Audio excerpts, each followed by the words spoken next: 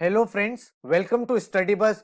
काफी सारे 21 के ऐसे एस्पिरेंट्स हैं जो अपने CAT and other MBA exams की प्रिपरेशन फरवरी ऑनवर्ड्स स्टार्ट करना चाहते हैं। तो उन एस्पिरेंट्स का क्वेश्चन रहता है, सर क्या पूरा का पूरा डिटेल सिलेबस है, उसको किस तरह से हम एक एक्शन प्लान में डिवाइड करें, अपने टारगेट्स को कैसे अचीव करें एंड पूरे साल में अपनी प्रिपरेशन को किन फेजेस में डिवाइड करें। तो अगर आप एक वर्किंग प्रोफेशनल हैं या फिर आप एक ड्रॉप आउट हैं या फिर फ्रेशर हैं जो नेक्स्ट ईयर अपने कैट और एमबीए एग्जाम्स को टारगेट कर रहा है, तो ये वीडियो आपके लिए काफी ज्यादा हेल्पफुल हो सकती है। मैं मेजॉरिटी जितनी भी चीजें हैं इस वीडियो में डिस्कस करने वाला हूं, सो बहुत ध्यान से इस वीडियो को देख लेना। My name is Saurabh Kothari, let's start. तो सबसे पहला एंड फॉरमोस्ट रूल है कि अगर आपको किसी भी एग्जाम को क्रैक करना है तो उसके लिए आपको डिसिप्लिन कंसिस्टेंट एफर्ट चाहिए। हम लोग गलती क्या करते हैं, हम सारा टाइम मोटिवेशन सर्च करते रहते हैं, but remember one thing that discipline will take you to the places where motivation can not. तो अपने आप को अगर आपने डिसिप्लिन कर लिया, बहुत सारे लोग आते हैं सर मैं जॉब कर रहा हूं, क्या जॉब छोड़ दूं क्या? मैं बिल्कुल भी रिकमेंड नहीं करता। अगर आप एक स्टूडेंट है, वो बच्चा कहता है सर मैं कॉलेज की प्रिपरेशन कर रहा हूं, क्या मैं इसके साथ कैट एग्जाम क्रैक कर सकता हूं? डेफिनेटली कर सकते हो। अगर आप जॉब कर रहे हैं, आप कॉलेज में हैं या फिर आप ईयर ड्रॉप कर रहे हैं, किसी भी सिचुएशन में आप एग्जाम को क्रैक कर सकते हैं। क्यों? क्योंकि कैट एक ऐसा एग्जाम है जो प्रोसेस मांगता है। भाई एक दिन में एग्जाम क्रैक नहीं होता, एक दिन में एप्टीट्यूड डेवलप नहीं होता। ये आपका 7 8 10 मंथ्स का प्रोसेस होता है और हर दिन आपको 3 to 4 आवर्स पढ़ाई करनी है। तो चाहे आपकी जॉब कितनी भी हेक्टिक हो, चाहे कॉलेज में कितना भी वर्कलोड हो, अगर आप इंटर्नशिप कर रहे हो, ईयर ड्रॉप कर रहे हो, तो साथ में मैं सजेस्ट करूंगा कुछ और पैरेलल कोर्सेज करो, क्योंकि अपने कैट की प्रिपरेशन के लिए आपको डेली बेसिस पे 3 to 4 आवर्स चाहिए। तो आपका जो कैट का रिजल्ट है that is nothing but the cumulation of your daily effort. तो अगर आप 3 से 4 घंटे डेली दे सकते हो अपनी पढ़ाई में, तो आप इस एग्जाम को डेफिनेटली क्रैक कर सकते हो। अब क्वेश्चन निकल के आता है, बहुत सारी ऐसी चीजें, बहुत सारे ऐसे क्वेश्चन कि सर मेरी तो प्रोफाइल बहुत खराब है, मेरे तो 10th 12th में मार्क्स कम है, मेरे तो ग्रेजुएशन मार्क्स कम है, क्या मुझे एग्जाम में एडमिशन मिल भी पाएगा? अगर मैं एग्जाम में 99% ले आया तो भी क्या मुझे कॉल आ पाएगी? तो एक चीज ध्यान रखो कि अगर आप लाइफ में बहुत ही ज्यादा ये चाहते हो कि मुझे वो चीज मिले जो मैं ड्रीम करता हूं, तो उसके लिए आपको एक चीज समझनी पड़ेगी। आप उन चीजों पे फोकस करना छोड़ दो जिनको आप कंट्रोल नहीं कर सकते, जिनको आप चेंज नहीं कर सकते। आपका 10th में जो स्कोर था, 12th में जो स्कोर था, ग्रेजुएशन में वो स्कोर था, उसको आप चेंज नहीं कर सकते। That is out of your control now. जो आप चेंज कर सकते हो वो क्या है? वो है आपकी प्रोफाइल को आप चेंज कर सकते हो, आप अपने कैट के स्कोर को चेंज कर सकते हो। और जब भी किसी आईएम की या टॉप 20 स्कूल की कट ऑफ या मेरिट लिस्ट आती है, तो उसमें क्या होता है, वो आपकी सारी चीजों को कंसिडर करते हैं। 10th के मार्क्स, 12th के मार्क्स, ग्रेजुएशन के मार्क्स, उसके बाद आपके कैट का स्कोर, प्रोफाइल का स्कोर, सब चीज काउंट होके आपका एक कॉम्पोजिट स्कोर बनता है। तो एक चीज ध्यान रखो, अगर आपका 10th 12th ग्रेजुएशन में अच्छे मार्क्स हैं तो well and good, that is a advantage for you. अगर आपके थोड़े कम मार्क्स हैं यहाँ पे तो कोई टेंशन नहीं है, कैट में इतना अच्छा स्कोर करो कि बाकी सारे पाप माफ हो जाएं, बाकी सारी चीजें कॉम्पनसेट हो जाए। तो सबसे पहली चीज मैंने आपको बता दी है कि जो भी मैं आपको सिलेबस, एक्शन प्लान, चीजें समझाने वाला हूं, उससे पहले और सबसे इंपॉर्टेंट है कि डिसिप्लिन। अपने आप से डिसिप्लिन कमिट करो एंड अपने आप से अगर आपने डिसिप्लिन कमिट कर लिया कि मैं भाई हर दिन 3 आवर्स दूंगा, तो आप डेफिनेटली एग्जाम को क्रैक कर लोगे। कैट एक ऐसा एग्जाम नहीं है जिसमें आपको हर दिन 16 घंटे पढ़ना है, नहीं, आपको 3 to 4 आवर्स पढ़ना है, लेकिन डेली पढ़ना है। क्लियर है बात? अब नेक्स्ट इंपॉर्टेंट चीज की बात करते हैं, टारगेट एग्जाम। सर कौन से एग्जाम टारगेट करें? बहुत सारे बच्चे ये गलती करते हैं कि डे 1 पे ही सोचने लगते हैं सर मुझे ना सिर्फ एनमैट क्रैक करना है, मुझे ना सर सिर्फ स्नैप क्रैक करना है, मुझे सर सिर्फ टिस में ही जाना है, मुझे सर सिर्फ कैट की तैयारी करनी है। ऐसा नहीं होता। जब भी आप किसी एग्जाम की तैयारी करते हैं, मैं हमेशा सजेस्ट करता हूं, आपके पास 8 to 10 बड़े ऑप्शंस होते हैं, उसमें से 4 to 5 एग्जाम्स आप आराम से टारगेट कर सकते हैं। क्यों मैं ऐसा बोल रहा हूं? क्योंकि अगर आप डे 1 पे अपने ऑप्शन कम कर लोगे एंड अगर आप 1 या 2 एग्जाम पे ही फोकस करोगे एंड उस दिन अगर कुछ गलत चीज हो जाती है, आपका परफॉर्मेंस नहीं निकल के आता, तो क्या 1 साल और ड्रॉप करोगे? इससे बेटर क्या है, आपका अप्रोच होना चाहिए मुझे टॉप एमबीए कॉलेज में जाना है, चाहे वो मैं कैट के थ्रू जाऊं, चाहे जैट के थ्रू जाऊं, चाहे आईएफटी के थ्रू जाऊं, चाहे सीमैट के थ्रू जाऊं। इससे होता क्या है, आपके ऊपर जो वो सिंगल डे का प्रेशर होता है कि उसी एक दिन में आपको अपना पूरा रिजल्ट दिखाना है पूरे साल की प्रिपरेशन का, वो कम होके मिटिगेट हो जाता है एंड 4 to 5 एग्जाम में डिवाइड हो जाता है, जिससे आपका कॉन्फिडेंस थोड़ा ज्यादा रहता है। सेकंड इंपॉर्टेंट थिंग, जब आप पढ़ाई कर ही रहे हो तो आपका सिलेबस भी तो 70 to 80% सेम है ना। भाई काफी सारे बच्चे आते हैं, सर आप ज्योमेट्री में मुझे ट्राइंगल्स पढ़ा रहे हो, ये स्नैप में आ सकता है क्या? भाई एक चीज समझो, कॉन्सेप्ट हर चीज का सेम है, डिफिकल्टी लेवल वेरी करता है, जिसके लिए हमने असाइनमेंट बना रखे इजी, मॉडरेट, एडवांस, कि भाई इजी वाले इन एग्जाम्स के लिए, मॉडरेट वाले इन एग्जाम्स के लिए, एडवांस वाले इन एग्जाम्स के लिए हैं, लेकिन कॉन्सेप्ट सबका सेम है। तो जब कॉन्सेप्ट सेम है तो क्यों ना अपने ऑप्शंस ओपन रखो। इसका सबसे बड़ा एग्जांपल है, हमारे एक स्टूडेंट है जो भाई कैट जैट में इतना अच्छा परफॉर्म नहीं किया, बट सीमैट में उसकी 99.99 परसेंटाइल आई, जीत मुखर्जी की, एंड आज की डेट में वो जेबीआईएमएस में है। हमारे सामने ऐसे स्टूडेंट्स हैं जिनकी कैट में 70-80 परसेंटाइल आई, लेकिन जैट में 99 प्लस परसेंटाइल आई, एंड आज की डेट में वो एक्सएलआरआई में है।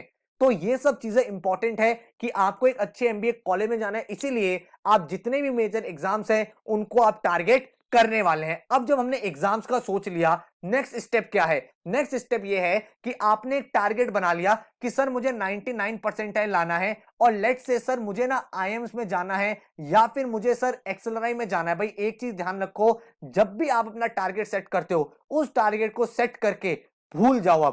अब उसको अचीव करने के लिए मेहनत करो। आज आप यहां पे हो, आप यहां पहुंचना चाहते हो, डेली अगर आप इसी के ऊपर मोटिवेशन वीडियो देखते रहोगे, डेली अगर आप इसी के ऊपर सोचते रहोगे मेरी 99 आ जाए, मेरी 99 आ जाए, मेरी 99 आ जाए, तो कुछ भी नहीं होगा, टाइम हाथ से निकल जाएगा, एंड में कुछ नहीं बचेगा। जो भी लोग प्रोक्रेस्टिनेट करते हैं कि भाई हम तो 2 महीने बाद अपनी प्रिपरेशन शुरू कर देंगे, हम तो 15 दिन बाद स्टार्ट करेंगे, हम तो मंडे से शुरू करेंगे, ये सब सिर्फ एक्सक्यूजेस हैं। अपने एक्सक्यूजेस को बंद करो एंड अपनी प्रिपरेशन को स्टार्ट करो। प्रिपरेशन स्टार्ट करने के लिए आप डेली अगर रिजल्ट के बारे में सोचोगे तो डीमोटिवेट होगे, इसीलिए अपनी प्रिपरेशन को फेजेस में डिवाइड कर लो कि मुझे भाई नेक्स्ट 1 मंथ में पूरा अरिथमेटिक खत्म करना है, मुझे नेक्स्ट 2 डेज में परसेंटेज टॉपिक खत्म करना है। तो जब आप अपने गोल्स को, अपने टारगेट को नैरो डाउन कर देंगे तो उससे क्या होगा, आपका जो फोकस है वो उस दिन के रिजल्ट पे टिक जाएगा। जैसे आपने सोचा कि आज मुझे परसेंटेज करना है, आज आपने रात को परसेंटेज कर लिया, आपको वो हैप्पीनेस हुई, नेक्स्ट डे आप फिर से ऑटोमेटिकली मोटिवेटेड हो, बाय डिफॉल्ट आप इंस्पायर्ड हो। अब आपको मोटिवेट होने के लिए आसपास देखना नहीं पड़ रहा है, क्योंकि आपने अपने गोल को अचीव कर रहे हो। अगर आपने गोल सिर्फ एक ही बना रखा है, मुझे 99 लाना है, और आप उसके लिए मेहनत ही नहीं करोगे, डेली मोटिवेशन सर्च करोगे, तो प्रॉब्लम है। इसीलिए छोटे छोटे गोल रखो, छोटे छोटे गोल्स को अचीव करो डेली, एंड अपने आप को सेल्फ इंस्पायर्ड रखो, ये आपके लिए बहुत ज्यादा इंपॉर्टेंट। इसके बाद अगर हम लोग बात करें कि क्या हमारे फेजेस होने चाहिए, क्या स्टेप होने चाहिए, तो भाई सबसे पहला स्टेप है बिल्ड कॉन्सेप्ट। आप बिल्कुल भी नहीं भागोगे शॉर्टकट्स के पीछे, ट्रिक्स के पीछे, स्पीड के पीछे। सबसे पहले अपने कॉन्सेप्ट्स को स्ट्रॉन्ग करो, चाहे वो वर्बल हो, क्वांट्स हो, एलआरडी हो। आपको पता होना चाहिए कि किस तरह से एक क्वेश्चन सॉल्व किया जाता है एक ट्रेडिशनल तरीके से। उसके बाद उसके ऊपर आप बहुत सारे क्वेश्चंस को प्रैक्टिस करो। जो भी टॉपिक आप सीख रहे हो, चाहे आप हमारा कोर्स ज्वाइन कर रहे हो उसमें सीख रहे हो, या आप अगर किसी बुक में से पढ़ रहे हो, तो जो कॉन्सेप्ट सीखा उस पर आप एटलीस्ट 75 टू 100 क्वेश्चन प्रैक्टिस करो, सो दैट आपको हर एक टाइप का क्वेश्चन पता चल जाए एंड आपके कमांड बन जाए ओवरऑल टॉपिक पे। उसके बाद आप स्पीड बिल्डिंग का सोचो कि क्या इस क्वेश्चन में मैं एलिमिनेशन मेथड लगा सकता था, क्या मैं यहां पे सब्स्टिट्यूशन से क्वेश्चन सॉल्व कर सकता था, क्या वैल्यू रिप्लेस करने से मेरा आंसर आ जाएगा, क्या मैं यहां पे कोई वैल्यू इंसर्ट करूंगा तो मेरा जल्दी आंसर आ जाएगा, क्या मैं यहां पे एक्स वाई की जगह अगर कुछ और ऑल्टरनेटिव करूं तो क्या मैं आंसर जल्दी निकाल सकता हूं। ये सब चीजें ऑटोमेटिकली आपकी डेवलप होंगी जब आप प्रैक्टिस कर लेंगे। देन आपको मॉक्स देने हैं। बच्चा बहुत ज्यादा गलती करता है, वो मॉक्स नहीं देता, उसको डर लगता है सर मेरे मॉक्स में कम नंबर आ गए तो मैं डीमोटिवेट हो जाऊंगा। बेटा mocks are not the result of your preparation, mocks are just a part of your preparation. Mocks में कम नंबर आ जाए कोई प्रॉब्लम नहीं है, एग्जाम में कम नंबर नहीं आने चाहिए। इसीलिए जो भी एग्जाम आप टारगेट कर रहे हो उसके आपको बहुत सारे मॉक्स लिखने हैं एंड देन उनका डिटेल्ड एनालिसिस करना है। क्योंकि एग्जाम एनवायरनमेंट में जब आपका टाइमर चल रहा होता है उस टाइम आप कैसे अपने आंसर्स को अटेम्प्ट करते हो, किस तरह की स्ट्रेटजी बनाते हो, ये हर इंडिविजुअल की डिफरेंट होती है, और ये बिल्ड तभी होगी जब आप नंबर ऑफ मॉक्स दोगे। उसके बाद जब आपकी ये सारी चीजें हो जाएं, अपने हर एक एग्जाम की प्लानिंग करो। जो जो एग्जाम आता जा रहा है उसके मॉक्स लिखो, उसके इंपॉर्टेंट टॉपिक्स को एक बार रिवाइज कर लो, so that you are in a good space जहां पे आप एग्जाम्स को क्रैक कर सकते हो। अब अगर हम सिलेबस की बात करें, बहुत इंपॉर्टेंट है ये स्लाइड आपके लिए, एंड देन इसके बाद आपको बताऊंगा ये सारी चीजें अचीव भी कैसे करनी है, ठीक है, वो भी इंपॉर्टेंट है। तो क्वांट के सिलेबस को मैंने 5 मॉड्यूल्स में डिवाइड कर दिया है, arithmetic, number system, geometry, algebra, modern maths. अब यहां पे क्या चीज है, आपको यहाँ पे हर एक टॉपिक दे रखा है, time and work, pipes and cistern, averages, percentage, ratio, proportion, profit loss, mixture, alligation, हर एक चीज आपको पता है। नंबर सिस्टम में जितने भी टॉपिक्स है, ज्योमेट्री में आपका जो सॉलिड ज्योमेट्री है, ट्राइंगल, सर्कल्स, क्वाड्रिलेटरल्स, देन आपके जो अदर टॉपिक्स होते हैं, mensuration, cross section, trigonometry, algebra में हमें चीजें करनी है। तो इस तरह से अपने गोल्स को छोटे छोटे गोल्स में डिवाइड करो। ये मत सोचो मुझे क्वांट 3 मंथ्स में खत्म करना है, नहीं, मुझे मॉड्यूल 1 अरिथमेटिक नेक्स्ट 15 डेज में फिनिश करना है। अब 15 डेज में अरिथमेटिक फिनिश करना है। हर दिन का क्या मेरा एक्शन प्लान होना चाहिए? आज टाइम एंड वर्क, कल पाइप्स एंड सिस्टम, परसों एवरेजेस। तो इससे आप बहुत ज्यादा स्ट्रक्चर्ड हो गए हो। वो जो डिसिप्लिन आप बाहर की दुनिया में ढूंढ रहे हो ना, वो ऑटोमेटिकली आपके अंदर आ जाएगा अगर आप अपने गोल्स को नैरो डाउन कर दोगे। सिमिलरली अगर मैं बात करूं वर्बल की, तो वर्बल में अगर हम कैट एग्जाम्स की बात करें तो आपका मॉड्यूल 2 और 3 ज्यादा इंपॉर्टेंट है, क्योंकि एनालॉजीज, पैराजम्बल्स, पैरा समरी, ये ज्यादा क्वेश्चंस आते हैं। RC, concept, main idea, specific detail, inference, application, structure, ये बहुत इंपॉर्टेंट है। एंड अगर आप बाकी एग्जाम्स टारगेट कर रहे हो तो आपको वोकैबुलरी और ग्रामर भी पढ़ना है। क्यों? क्योंकि वहां पे vocab based question, synonym, antonyms, idiom, phrases and grammatical error के क्वेश्चंस आते हैं, वो चीजें समझना। क्रिटिकल रीजनिंग आपको करनी ही पड़ेगी, क्योंकि अगर आप कैट के आरसीज भी देखोगे, वहां पे वो स्ट्रॉन्ग आर्गुमेंट, वीक आर्गुमेंट की बात करता है, कौन सा स्टेटमेंट इंप्लिसिट है, एक्सप्लिसिट है, और काफी सारे एग्जाम्स में क्रिटिकल रीजनिंग एक अलग से सब्जेक्ट भी आता है। तो मैंने वर्बल को आपके 5 मॉड्यूल्स में डिवाइड कर दिया। एक चीज वर्बल में आपको साथ में ये भी करनी है, रीड न्यूज़पेपर। रीड न्यूज़पेपर मैं आपको इसलिए बोल रहा हूं क्योंकि जब आप एडिटोरियल्स पढ़ते हैं, मैं आपको सजेस्ट करूंगा आप मिंट न्यूज़पेपर रीड करें, क्योंकि एक बिजनेस न्यूज़पेपर है, एमबीए स्टूडेंट्स के लिए काफी ज्यादा रेलेवेंट है। बट अगर आपके आसपास मिंट की एक्सेसिबिलिटी नहीं है तो आप economic times, Hindu, Indian express, ये भी न्यूज़पेपर पढ़ सकते हैं। जब आप एडिटोरियल्स पढ़ते हैं तो ऑटोमेटिकली आरसी को जल्दी समझने के लिए जो आप कॉम्प्रिहेंड कर पाते हैं, चीजों को आप जल्दी जल्दी समरी बना पाते हैं, वो बाय डिफॉल्ट एक अनकॉन्शियस प्रोसेस से आपके माइंड में चीजें डेवलप होती रहेंगी। अगर हम एलआरडीए की बात करें, तो अगर मैं सबसे पहले कैट एग्जाम की बात करूं तो मॉड्यूल 2 एंड मॉड्यूल 3 आपके ज्यादा इंपॉर्टेंट है, क्योंकि यहां से ज्यादा क्वेश्चंस बनते हैं। Linear arrangement, complex arrangement, circular arrangement, logical conditions, games and tournament, numeric logic, truth and like, critical path. And DI की अगर हम बात करें तो tables and case list, missing table, charts and diagram, data sufficiency. और time के साथ क्या हो रहा है, ऐसा भी हो रहा है कि LR based DI, quant based DI, DI based LR, ऐसे क्वेश्चंस भी बहुत ज्यादा आने लगे, जहां पे कॉन्सेप्ट को मिक्स कर दिया जाता है, मर्ज कर दिया जाता है, देन आपसे क्वेश्चंस पूछे जाते हैं। और अगर मैं अदर एग्जाम्स की बात करूं तो वहां पे आपसे बेसिक एलआर के टॉपिक्स भी पूछे जाते हैं। Alphabet test, blood relation, calendar, clocks, coding, decoding, dices, directions, cubes, input output, ये सारी चीजें आपसे पूछी जाती है। और कुछ एग्जाम्स में, जैसे अगर मैं बात करूं सीमैट का एग्जाम हो गया या फिर सीईटी का पेपर हो गया, वहां पे आपकी एब्स्ट्रैक्ट रीजनिंग भी आती है, जिसको हम विजुअल रीजनिंग के नाम से भी जानते हैं। एंड अगर इसके बाद हम बात करें जनरल नॉलेज की, जो कुछ कुछ एग्जाम से पूछी जाती है, बट करंट अफेयर्स आपको आनी ही आनी चाहिए, क्योंकि कल को अगर आप इंटरव्यू क्रैक भी कर लोगे, आपको कॉल आ जाएगी, तो आपको इंटरव्यू में इन सब चीजों की बात करनी पड़ेगी, आपको वैट में इसके ऊपर लिखना पड़ेगा। अगर आपका जीडी होता है तो आपको करंट अफेयर के टॉपिक मिलने के चांसेस हैं। तो करंट जीके सबको करनी है। एंड स्टैटिक जीके जिन एग्जाम से पूछा जाता है, जैसे टिस के एग्जाम में आप देखोगे, सीमैट के एग्जाम में जीके आती है, जैट में जीके आती है, आपकी आईएफटी में जीके आती है। तो स्टैटिक जीके के लिए मैंने आपको टॉपिक बता दिया, history, polity, geography, art and culture, physics, chemistry, biology, miscellaneous India, music, world history, books and authors, invention, discoveries, फिर major economic bodies. Current GK में आपको month by month current affairs तो पता ही होनी चाहिए, साथ में इंटरनेशनल ऑर्गेनाइजेशन में क्या चेंजेस हो रहे हैं, क्या डील्स हो रही हैं, इकोनॉमी रिलेटेड क्या क्या चीजें हो रही है, वर्ल्ड बैंक क्या प्रेडिक्ट कर रहा है दुनिया की इकोनॉमीज के बारे में, मॉनेटरी एंड फिस्कल पॉलिसी में क्या चल रहा है, आरबीआई क्या स्टेप्स ले रहा है, गवर्नमेंट के बजट में क्या हो रहा है, ये सब चीजें आपको पता होनी चाहिए। देन आपका आ जाता है बिजनेस अवेयरनेस, जिसमें आपको पता होना चाहिए कौन से ब्रांड का कौन सीईओ है, किसने किसको एक्वायर करा है, मर्जर्स कौन से हुए हैं, एक्विजिशंस कौन से हुए हैं, तो ये सारी चीजें आपको पता होनी चाहिए। देन आपको जो लास्ट स्टेप होता है वो है जीडीपीआई वैट। जीडीपीआई आप एक दिन में इंप्रूव नहीं कर पाते, 10 दिन में इंप्रूव नहीं कर पाते, तो मैं सजेस्ट करता हूं जब भी आप पढ़ाई से थोड़ा सा ब्रेक लें, एक मोनोटोनी हो जाए, तो आप अपने जीडीपीआई वैट स्किल्स पर काम कर सकते हैं, जिसमें आप अपना एक रिज्यूमे बना सकते हैं बहुत अच्छा सा। अपने सैंपल रिज्यूमे बनाओ, किस तरह का पूरा रिज्यूमे लिखना है। बच्चों के साथ प्रॉब्लम ये है, उन्हें ये तक नहीं पता सीवी और रिज्यूमे में डिफरेंस क्या होता है। देन जीडीज में आपको किस तरह से बोलना है, किस तरह से अपनी बात को रखना है आगे, किसी को बिल्कुल भी काउंटर अटैक नहीं करना है, और एक बहुत ही सटल वे में अपनी चीजों को कैसे एक्सप्लेन करना है, ये आप जीडी में सीख पाते हो। देन हम इंटरव्यू की बात करें तो डिफरेंट डिफरेंट टाइप के इंटरव्यूज होते हैं। एक नॉर्मल इंटरव्यू होता है, स्ट्रेस बेस्ड इंटरव्यू होता है, केस बेस्ड इंटरव्यूज होते हैं, गेस्टिमेट्स वाले इंटरव्यूज होते हैं। तो ये सारे इंटरव्यूज कैसे करने हैं, अपने आंसर्स को कैसे फ्रेम करना है, क्या क्या चीजें ध्यान रखनी है, ये सब चीजें आप यहाँ पे सीखते हो। उसके बाद अगर हम बात करें केस स्टडीज की, केस डिस्कशंस हो गए, गेस्टिमेट्स हो गए, brain teasers, sample case discussions, ये सब चीजें आपको पढ़नी है।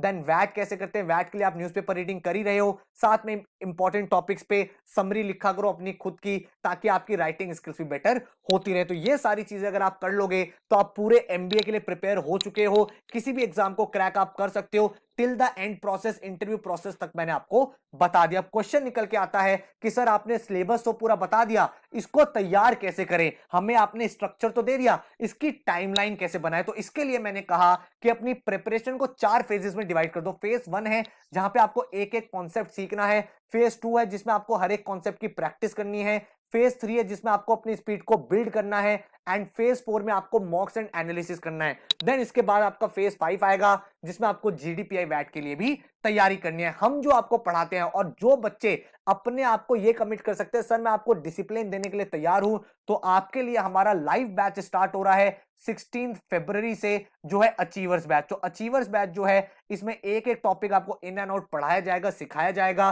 तो क्या हमारी मेथोडोलॉजी रहती है ये देख लो। तो सबसे पहला हम लोग कॉन्सेप्ट क्लैरिटी पे बहुत ज्यादा काम करते हैं। एक एक कॉन्सेप्ट लाइव क्लास में आपको बेसिक से एडवांस तक सिखाया जाता है। उस कॉन्सेप्ट के ऊपर क्लास के अंदर बहुत सारे क्वेश्चंस आपको कराए जाते हैं। देन आपको 11 बुक्स मिलती हैं, ये बुक्स आपके घर पे आएंगी, एंड इन बुक्स में आप पूरी की पूरी टॉपिक्स की प्रिपरेशन कर सकते हो। एक एक क्वेश्चन होता है, कॉन्सेप्ट होता है, थ्योरी होता है, तो रिवीजन भी हो जाएगा एंड आपकी प्रैक्टिस भी हो जाएगी। तो प्रॉपर आपके घर पे बुक आएंगी जिससे आप पढ़ाई करोगे। देन इसके बाद आपको स्पीड बिल्डिंग के लिए आपका एक यूनिक पोर्टल दिया जाता है। हर एक बच्चे का एक इंडिविजुअल पोर्टल होता है जहां पे आपको टॉपिक वाइज टेस्ट मिलते हैं, फुल लेंथ मॉक्स मिलते हैं, एंड वहां पे आपका डिटेल्ड एनालिसिस होता है। जब हमारा सिलेबस फिनिश हो जाता है तो अक्टूबर नवंबर के मंथ में आपकी कैट रिवीजन एडवांस वर्कशॉप भी होती हैं, जिसमें हमने जितना भी पूरे साल में पढ़ा है उसके most important most trending question जो है वो सॉल्व करते हैं। देन हमारा फेज 4 आता है टेस्ट टेकिंग स्ट्रैटेजी। यहां पे हम बहुत सारे मॉक्स करते हैं, हर एक मॉक का detailed analysis,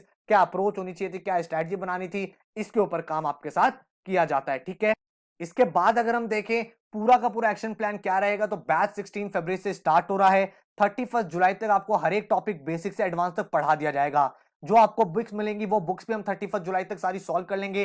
topic wise test अपने दे देंगे, असाइनमेंट्स अपने दे देंगे। तो एक ही टॉपिक 3 बार तो आपका जुलाई में हो गया, क्योंकि आपने पहले क्लास में पढ़ा, फिर आपने बुक में से सॉल्व करा, फिर आपको जो टॉपिक में असाइनमेंट मिले वहां से सॉल्व करा। देन अगस्त सितंबर में आप रिवीजन करते हो, फुल लेंथ मॉक्स लगाते हो, सेक्शनल मॉक्स लगाते हो, एंड अक्टूबर नवंबर में जितने भी टॉपिक्स हैं उनका फिर से रिवीजन होता है। एडवांस क्वेश्चन, ट्रेंडिंग क्वेश्चन हम लोग यहाँ पे डिस्कस करते हैं। ठीक है, देन हम दिसंबर फरवरी में मूव ऑन करते हैं, जहां पे आपका सिलेबस पूरा हो चुका है लेकिन अदर एग्जाम्स आने हैं, तो इनके एक्शन प्लान्स आपको दिए जाते हैं ताकि आप अपनी प्रिपरेशन को सही तरह से देख पाओ, को पता हो मॉक्स कौन से देने हैं, कौन से टॉपिक की वीडियोस देखनी है, एंड देन आपकी प्रिपरेशन को फिनिश किया जाता है फरवरी मार्च में, जहां पे आपको जीडीपीआई वैट की वीडियोस भी दे दी जाती है। तो स्ट्रैटेजी बहुत सिंपल है, हर एक टॉपिक बेसिक से स्टार्ट करो, उसकी एप्लीकेशन करो, बहुत सारे टाइप्स के क्वेश्चंस प्रैक्टिस करो। उसके बाद हम मूव ऑन करते हैं एडवांस वर्कशॉप में, जिसमें एक्चुअल जो क्लास के क्वेश्चंस होते हैं, CAT XAT IT other exams के होते हैं, प्रीवियस ईयर के पेपर सॉल्व होते हैं। यहाँ पे हमारा फोकस रहता है इंप्रूविंग एक्यूरेसी